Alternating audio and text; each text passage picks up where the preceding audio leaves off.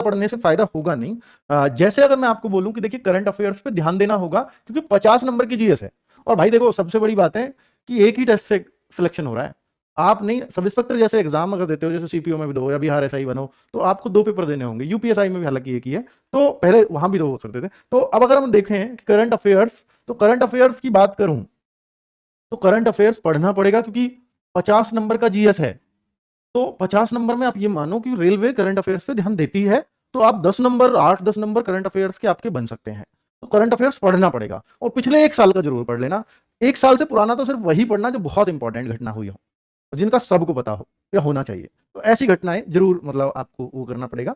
और बाकी जैसे मैथ्स है और जो रीजनिंग है, इन दोनों को मेरी बात ध्यान से सुनना। भाई साहब देखो, रेलवे की रीजनिंग का एक स्टैंडर्ड है, एसएससी से थोड़ा सा टफ पूछा जाता है, वो आप ये मान के चलोगे कि थोड़ा सा टफ आएगा। ठीक है, कई बार पेपर इस बात पर भी डिपेंड करता है कि पेपर टफ आएगा या आसान, इस बात पर भी डिपेंड करता है कि वैकेंसीज कितनी है। क्योंकि कोई भी एग्जाम कराने वाली एजेंसी ये नहीं चाहती कि कट ऑफ बहुत हाई लगे, क्योंकि ये सीधा सीधा बच्चा उस एजेंसी को चैलेंज दे रहा है कि जब हाई जाती है कि आप पेपर ही नहीं बन रहा, इतना आसान बना रहे हो, तो वो नहीं चाहते।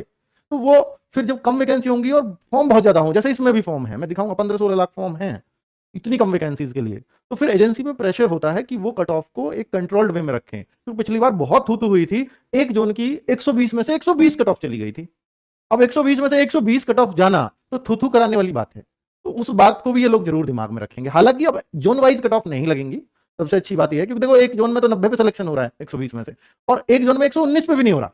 वो बात अलग है, वो नॉर्मलाइज मार्क्स थे, वो सब कुछ था, ये सब कुछ था, वो अलग बात है। बट 120 में से 120 कट ऑफ जाना मतलब अपने आप में एक अचंबा कर देने वाली बात है, 100% पे कट ऑफ जाना। तो वो दिमाग में जरूर रहेगा।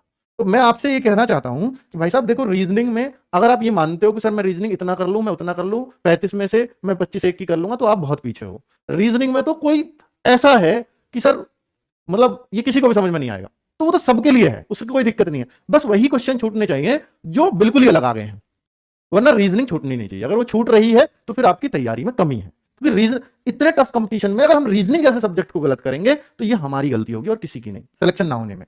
वजह मैथ्स की मैं अगर बात करूं तो मैथ्स यहां पर दिया अर्थमेटिक ही है, लेकिन अगर मैं पिछला रिकॉर्ड उठाऊं तो वहां देखिए एटसेट्रा लिख देते हैं, ये मतलब मैं कहूंगा मिसलेनियस कुछ करके लिख देते हैं। उस मिसलेनियस में कुछ ना कुछ ऐसा पूछ लेते हैं, हाँ ऐसा कुछ पूछ लेते हैं मिसलेनियस में कि जैसे पिछली बार ट्रिग्नोमेट्री से एक क्वेश्चन आ गया, आपको अगर देखें तो ज्योमेट्री से भी क्वेश्चन आ गया, तो ऐसा क्वेश्चन अलजेब्रा से भी क्वेश्चन थे। तो पर वो एक एक दो दो क्वेश्चन थे, 35 में से अगर एक एक दो दो क्वेश्चन यानी 4-5 क्वेश्चन पूछ लिए एडवांस से, तो वो कोई बड़ी बात नहीं थी। और वो क्वेश्चन भी बहुत आसान थे कि जो सिलेबस से हटके अगर ये पूछते हैं तो वो बिल्कुल फॉर्मूला बेस्ड चीजें पूछी जाएंगी।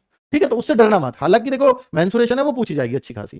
तो ये मैं उन बच्चों को कह रहा हूं कि भाई साहब देखो, अगर आपने ये कहो कि सर मैं तो अब ज्योमेट्री पे ट्रिग्नोमेट्री पे भी फोकस करता हूं, मत करना, क्योंकि उतना समय नहीं है।